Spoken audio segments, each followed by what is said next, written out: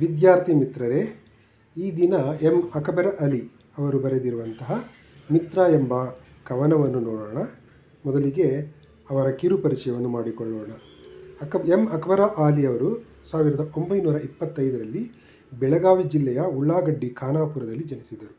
ಇವರು ಮೈಸೂರು ವಿಶ್ವವಿದ್ಯಾನಿಲಯದಲ್ಲಿ ಪ್ರಾಧ್ಯಾಪಕರಾಗಿ ಸೇವೆ ಸಲ್ಲಿಸಿದರು. ಇವರ ರಚನೆಗಳು ನವಚೇತನ, ಸುಮನ ಸೌರಭ, ಗಂಧಕೇಶ್ವರ, ತಾಮಸ ನದಿಯ ಎಡಬಲದಿ, ಅಕ್ಬರ್ ಅಲಿ ಚುಟಕುಗಳು, ಕಸಿ ಗುಲಾಬಿಯ ಕಥನ.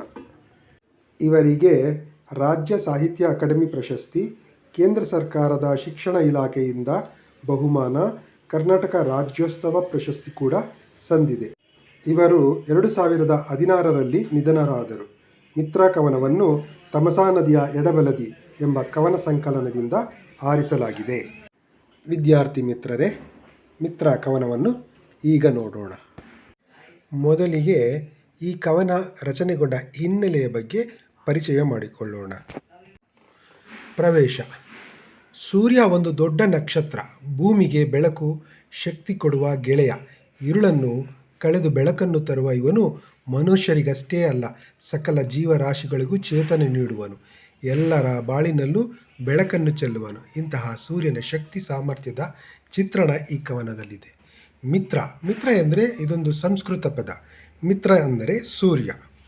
ಸೂರ್ಯನ ಬಗ್ಗೆ ನಮ್ಮ ಅಕ್ಬರ್ ಅಲಿಯವರು ಈ ಕವನವನ್ನು ಕಟ್ಟಿಕೊಟ್ಟಿದ್ದಾರೆ. ಮುಂದೆ ಈ ಕವನವನ್ನು ನೋಡೋಣ. ഇരുಳನ್ನು ಚದುರಿಸಿ ಹಗಲನ್ನು ಕುದುರಿಸಿ, ಹೂಬನವೆಲ್ಲ ನಳಿನಳಿಸಿ, ಬಂದನು ಮಿತ್ರ ಪಾವನ ಪಾತ್ರ, ಜೀವನವೆಲ್ಲ ನಲಿನಲಿಸಿ. ವಿದ್ಯಾರ್ಥಿ ಮಿತ್ರರೇ, ನೀವು ಬೆಳಗ್ಗೆ ಸಾಮಾನ್ಯವಾಗಿ ಎಷ್ಟೊತ್ತಿಗೆ ಎದ್ದೇಳ್ತೀರಾ? ಒಂದು 6:20. ಈಗಿನ ಕಾಲ ತುಂಬ ಕಷ್ಟ. ರಾತ್ರಿ ಮಲಗೋದು ಲೇಟು ಮತ್ತು ಬೆಳಿಗ್ಗೆ ಹೇಳೋದು ಕೂಡ ತುಂಬ ಲೇಟು. 8, 9, 10, ಕೆಲವರು 11 ಗಂಟೆ ಆದರೂ ಆಗಿಬಿಡುತ್ತೆ. ಸೂರ್ಯ ನತ್ತಿಗೆ ಬಂದಿರ್ತಾನೆ. ಅಂಥ ಟೈಮಲ್ಲಿ ಎದ್ದೇಳ್ತಾರೆ. ಆದರೆ ಬೆಳಗ್ಗೆ ಸೂರ್ಯೋದಯ ಆಗೋದು 6ರಿಂದ 6:20 ಮಧ್ಯದಲ್ಲಿ. ಈ ಸಂದರ್ಭದಲ್ಲಿ ನಾವು ಎದ್ದು ಹೊರಗಡೆ ಪ್ರಕೃತಿಯನ್ನು ನೋಡಬೇಕು ಅಂತ ಹೊರಗಡೆ ಬಂದು ಯಾವುದಾದ್ರೂ ಬಯಲು ಪ್ರದೇಶ, ಯಾವುದಾದ್ರೂ ತೋಟ ಅಥವಾ ಯಾವುದಾದ್ರೂ ಒಂದು ಚಿಕ್ಕ ಬೆಟ್ಟ ಗುಡ್ಡದ ಮೇಲೆ ನಿಂತ್ಕೊಂಡಾಗ ಆ ಸೂರ್ಯೋದಯದ ಸೌಂದರ್ಯನ ನಾವು ನೋಡಬಹುದಾಗಿದೆ. ಅಕ್ಬರ್ ಅಲಿಯವರು ಸೂರ್ಯೋದಯದ ಮುಂಜಾನೆ ಬೆಳಗಿನ ಈ ಸೂರ್ಯ ಹುಟ್ಟೋ ಅಂಥ ಸಂದರ್ಭವನ್ನು ತಮ್ಮ ಕವನದಲ್ಲಿ ವರ್ಣಿಸ್ತಾ ಇದ್ದಾರೆ. ഇരുಳನ್ನು ಚದುರಿಸಿ ಹಗಲನ್ನು ಕುದುರಿಸಿ, ಹೂಬನವೆಲ್ಲ ನಳಿನಳಿಸಿ. ಸೂರ್ಯ ಹುಟ್ಟೋದಕ್ಕೆ ಮುಂಚೆ ನಮ್ಮ ಸುತ್ತಲೂ ಕತ್ತಲು ಆವರಿಸಿರುತ್ತೆ.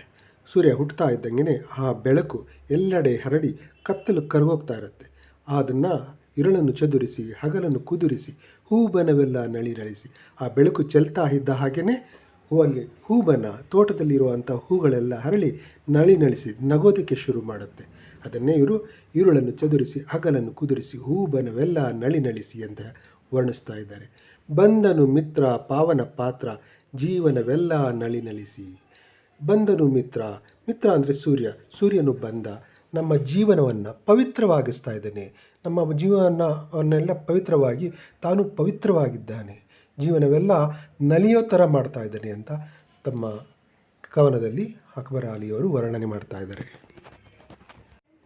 ಮುಂದಿನ ಪದ್ಯ ಭಾಗದಲ್ಲಿ, ರನ್ನದ ಕನ್ನಡಿ ಬದುಕಿಗೆ ಹಿಡಿಯುತ್ತ, ಮಮತೆಯ ದೃಷ್ಟಿಯ ಬೀರುತಿಹ, ಬಾಳನ್ನು ಬೆಳಗಿಸಿ ಕೊಳೆಯನ್ನು ತಿಳಿಯಾಗಿಸಿ, ಸಮತೆಯ ಸೃಷ್ಟಿಯ ತೋರುತಿಹ. ಪದ್ಯದಲ್ಲಿ ರನ್ನದ ಕನ್ನಡಿ ಬದುಕಿಗೆ ಹಿಡಿಯುತ್ತಾ, ಸೂರ್ಯ ರನ್ನದ ಮುತ್ತಿನಂತಹ, ಸೂರ್ಯನೇ ಒಂದು ಮುತ್ತು, ಆ ಮುತ್ತಿನಂತಹ ಕನ್ನಡಿಯನ್ನು ನಮ್ಮ ಬದುಕಿಗೆ ಹಿಡಿಯುತ್ತಿದ್ದಾನೆ.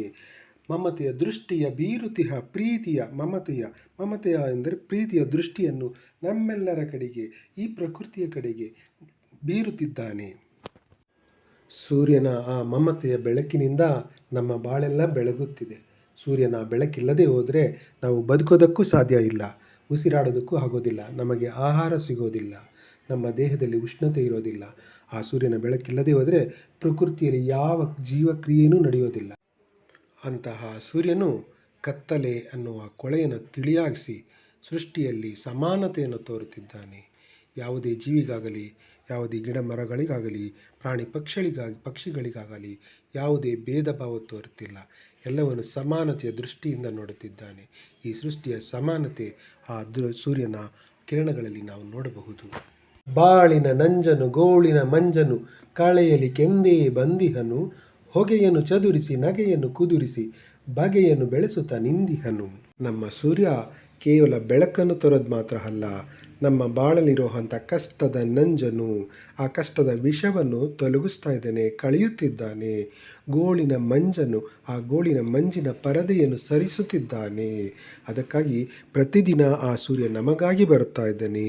ಆ ಪ್ರೀತಿಯ ಬೆಳಕಿನಿಂದ ನಮ್ಮ ಕಷ್ಟಗಳನ್ನೆಲ್ಲ ನೀಗಿಸ್ತಾ ಇದ್ದಾನೆ.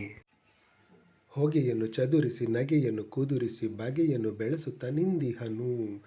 ನಮ್ಮ ಬಾಳಿನಲ್ಲಿರುವಂತಹ ಹೊಗೆಯನ್ನು ಚದುರಿಸಿ ನಾವೆಲ್ಲರೂ ಸಂತೋಷದಿಂದ ಬಾಳುವ ಆ ಹಾದಿಯನ್ನು ಬೆಳೆಸುತ್ತಾ ನಿಂತಿದ್ದಾನೆ ನಮ್ಮ ಸೂರ್ಯ.